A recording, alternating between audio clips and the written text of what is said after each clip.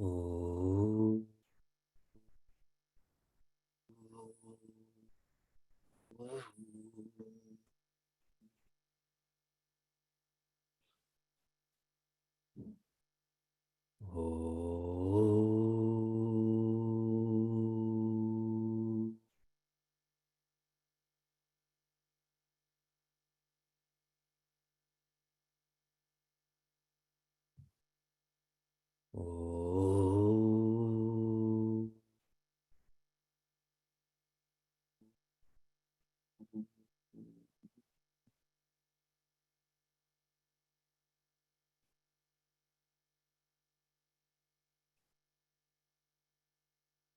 Bhagavad Gita's chapter 6, verse 10 begins the direct guidance on how to contemplate.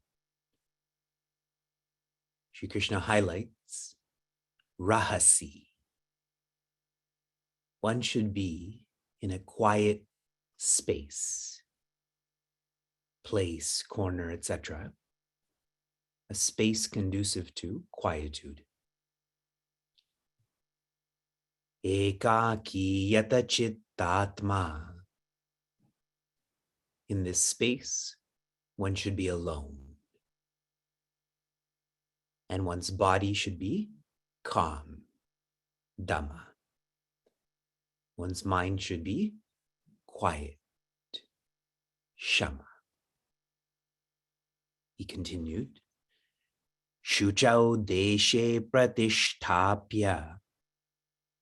The space is not just to be quiet, it is to be shaucha, which means clean. Further refinements should be simple. The more complex the space, the more chances for distraction. Should be inspiring.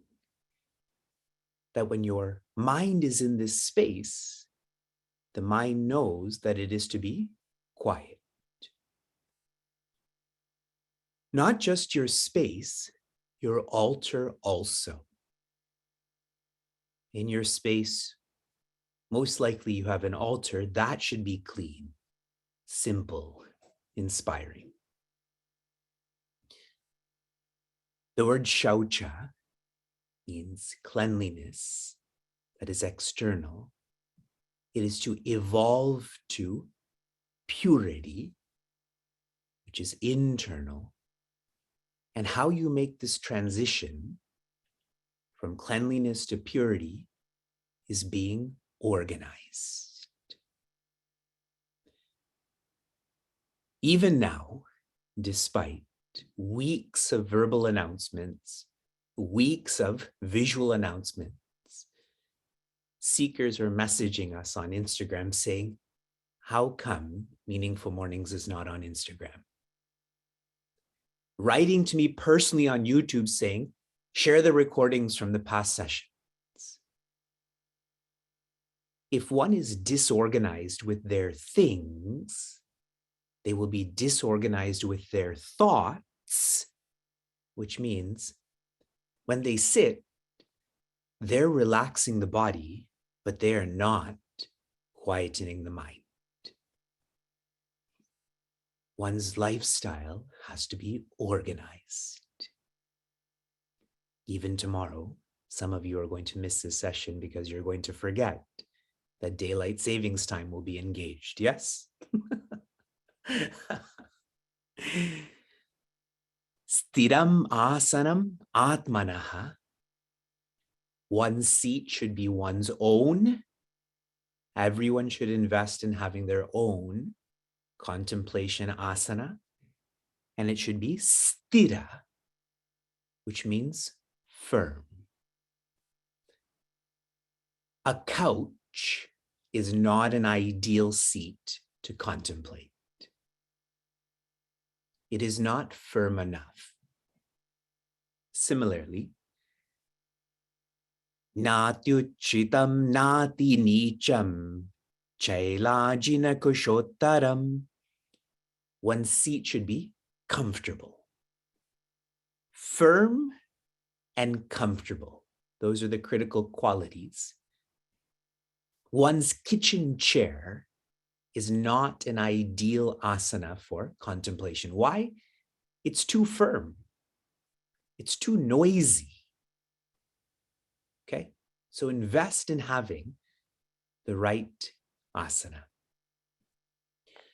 We continue, verse 12.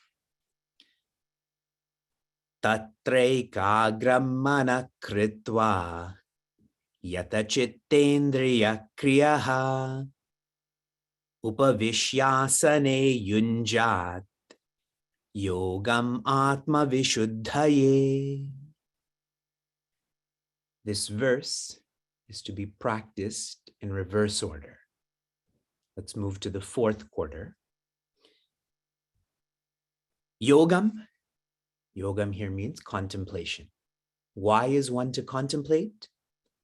Atma vishuddhaye, to purify the Atma. Think lots about this. The Atma is the center.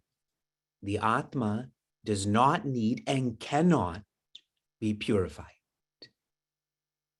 So this can't be the original Atma that is being mentioned, that we're aware of. Here, Atma means the ego. The contemplator is the ego. It is not the seat. It is not your thighs. It is the ego. And how carefully Sri Krishna has used the word Vishuddha. Shuddha, which also means purity, that relates to the equipments, a pure mind, a pure intellect. Vishuddha, that means a special purity is needed for the ego. That's not an equipment. That is a unique facet of who we are. Thinking more about purity, when you look at yourself in a dirty mirror, then you can't see yourself, correct?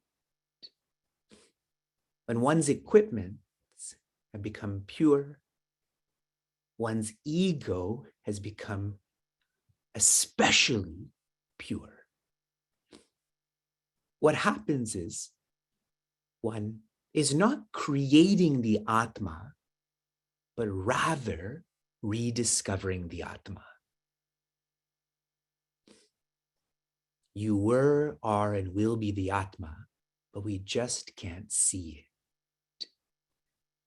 Which is why in chapter 9, Sri Krishna will describe what he's teaching as Raja Guhyam. This is a royal, Guhyam means hidden. What's inspiring about this term hidden, if it's hidden, it means it's there. Yes? If an entity is not hidden, it doesn't exist. But the fact that he's describing this as hidden, we should be inspired. This is there. So when our contemplation begins, it is to change the ego. Upavishyan asane yunjat. Sitting on the seat that was just described, one engages in purifying the ego. Why sit? When we sit, and especially using the references Sri Krishna has used, sitting is where we are secured into what we're about to begin. You don't stand and drive, correct? You're secured into what you're about to begin. And relatedly, you should feel secure. A great impediment in practicing contemplation is fear. Secured outside, secure inside. Comparatively, whenever we think of standing, you're vertical. That shows a vigilance, a readiness. Like Sri Hanumana, you will never find him, or very rarely find him, sitting. He tends to be vertical, vigilant to serve Sri Rama. Sit. So much of what Sri Krishna has shared and will share, these are physical changes to help with inner changes or mental changes. We need all the help we can get. One's physical environment should be conducive for one's mental environment to be contemplative. Yata chitta indriya kriyaha. The activities of the senses and mind are directed, are disciplined. The word we have used is disengaged. The senses have been disengaged because your environment is clean, simple, inspiring. The TV is not on. There's no donut beside you. Yes? Yes. And the mind is disengaged because we've already studied and we're practicing Sarva Sankalpa Sannyasi. Now that we're sitting for purity of ego, the mind is disengaged, which means the mind is not imagining. Sankalpa means to imagine. To imagine what's going to happen in 5 minutes, what's going to happen in 5 days. More deeply, this imagination is a projection. The mind projects that if I have this, I will be joyous. If I am this, I will be joyous. Such projection makes one feel FOMO. FOMO means the fear of missing out. Watch when you start to contemplate steadily how all of this is manifesting in your personality. As you're contemplating, you'll be thinking, but I should be spending time with my family. I should be preparing for a meeting. I should be sleeping in. That's all FOMO. And so, yata, to be disciplined, to be directed, to be disengaged, demands courage. And courage in a practical sense is you follow your responsibilities with no complaining, blaming, annotating. What is our new responsibility? To contemplate. Same space, same time, same intention. Now training in concentration is being offered. There's a seeker in our community who has young children, and he can't be part of Meaningful Mornings live like we are. So he wrote to me saying, I now get up at 5 a.m. and I listen to the entire recording. See the courage that's required. That this is now his dharma. And finally, the first quarter. Tatra ekagram manaha kritva. I have the intention to change the ego. I have sat down, disengaged the senses, disengaged the mind, and now I am focused. Ekagram, I typically use the word ekagrata, a mind that is focused. Why? As you think, so you become. Please note, these are important thoughts as we transition to contemplation. When one is practicing contemplation, one is not, N-O-T, to reflect. Reflection is for the intellect. Contemplation is for the ego. That's why this collaboration is the reflection. That's being checked off. I've shared with all of you, all day we should be reflecting. In contemplation, there's no reflection. There should already be the clarity that I am not the ego.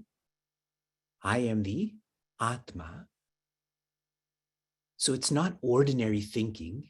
It's an intensification of focus where that intensification is really identification. When one contemplates, I'm not trying to figure out what the Atma is. I've already done that. Now I am being the Atma. So here's your final thought. The word meditation is a dense word, is a popular word, is a highly misunderstood and misinterpreted word. When one is contemplating, if one does not know the Vishaya, Vishaya means subject, then what will you become? Suppose you were never taught about Atma. You had never heard that your nature is infinite. When you're contemplating, you're changing your identity into what? It is the Vishaya. Vishaya means subject, subject matter that facilitates Vijaya. Jaya is winning over the equipments. Vijaya is being victorious over the ego, which is why in our culture, in the sequencing, before Nididhyasana is Manana, but before Manana is Shravana. The Vishaya, the subject matter, is established so that you can identify with that.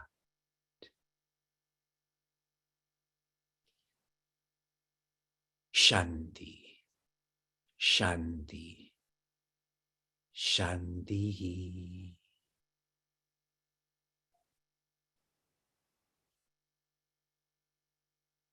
Oh.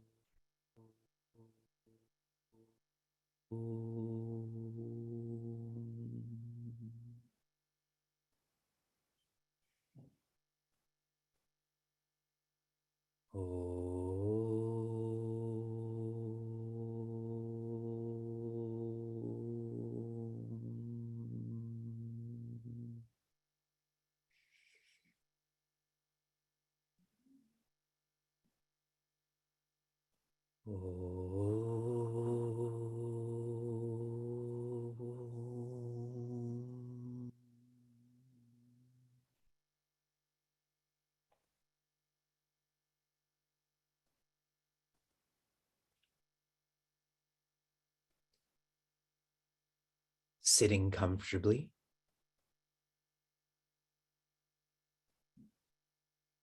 on a firm seat.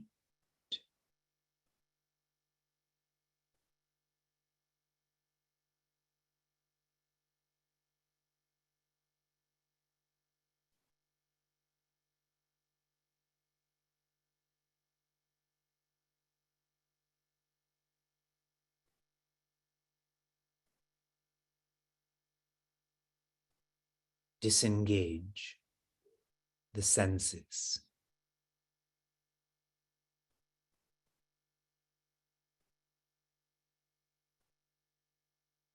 Let all the senses be told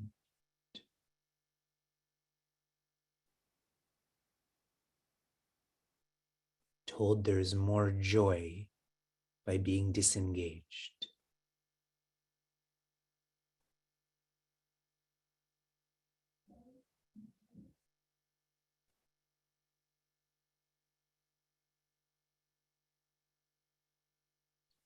Disengage the mind from worldliness.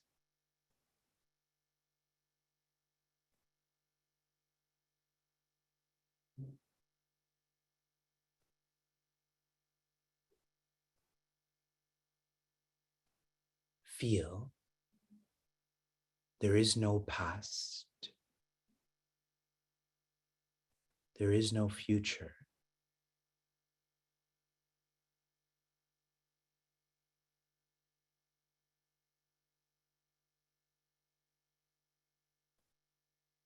That you are focused on the present, in the present.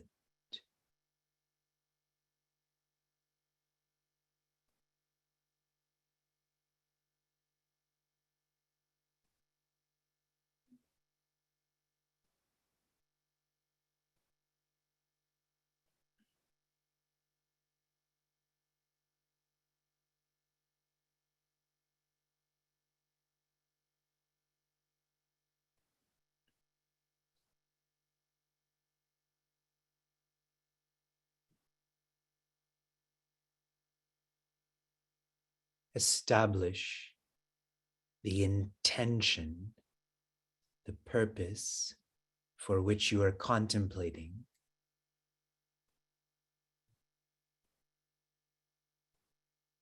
Atma Vishuddhaye.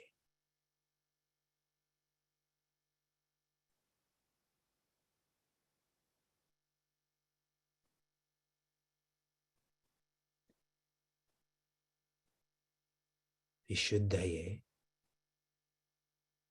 means to disidentify from. Atma, the ego.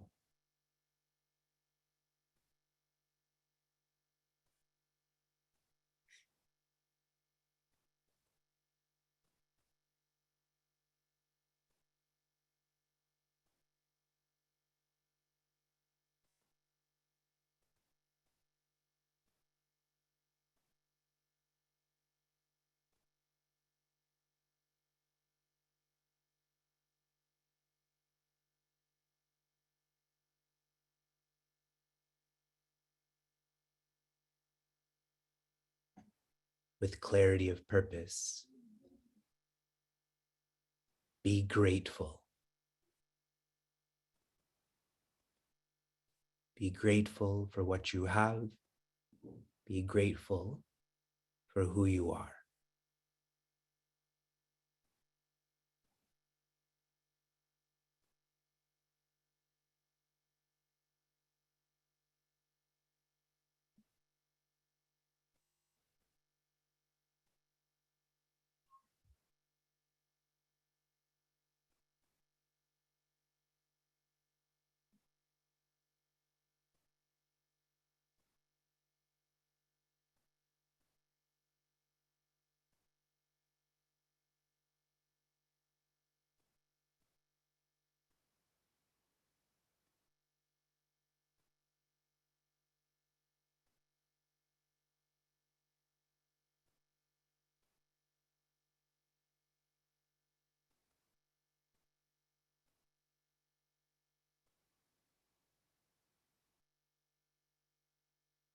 To disidentify from the ego, one has to first disidentify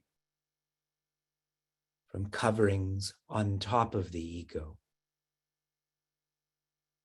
The first, Yachara Maya Kosha,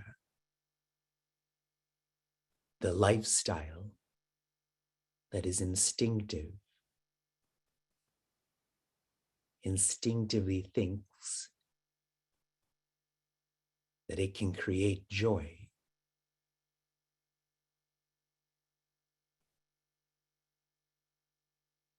Being grateful when changes the instinctive lifestyle to one of purification.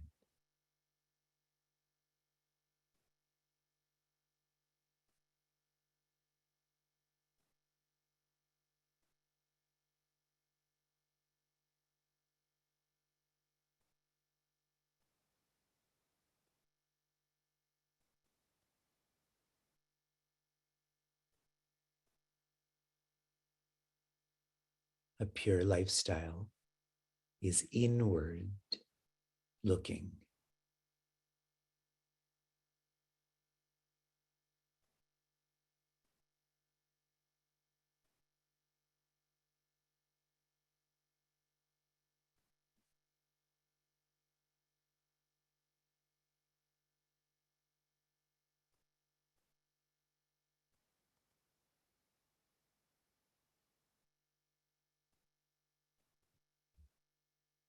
With the lifestyle disengaged, the next covering, shifting from entities to equipments. The farthest equipment,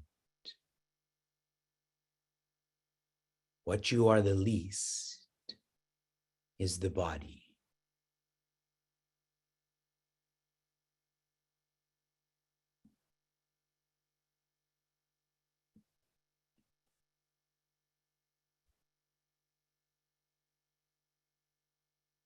Begin to identify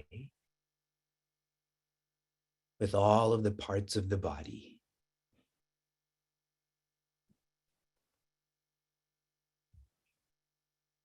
Feel every part of the body intensely.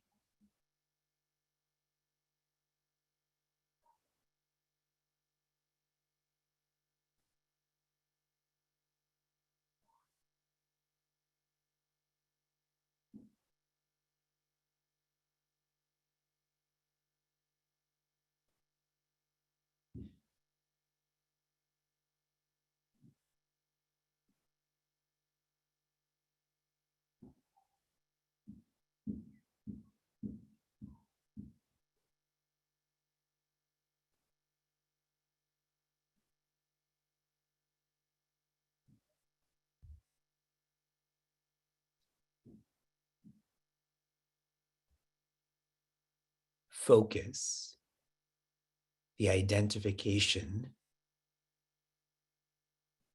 to the left leg, left foot, baby toe.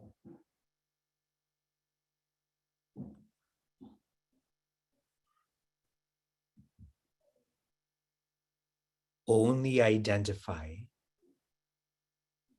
with the baby toe on the left foot.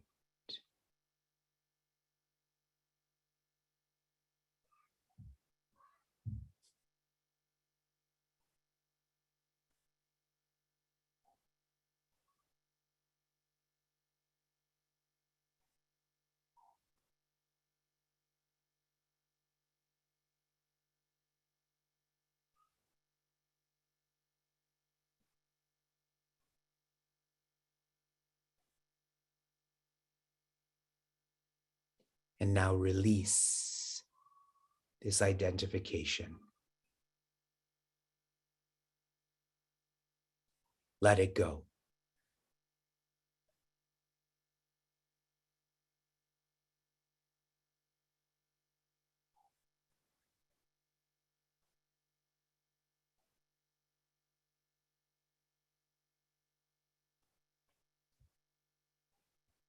Observe the power and practicality and possibility of contemplation as you change your identification.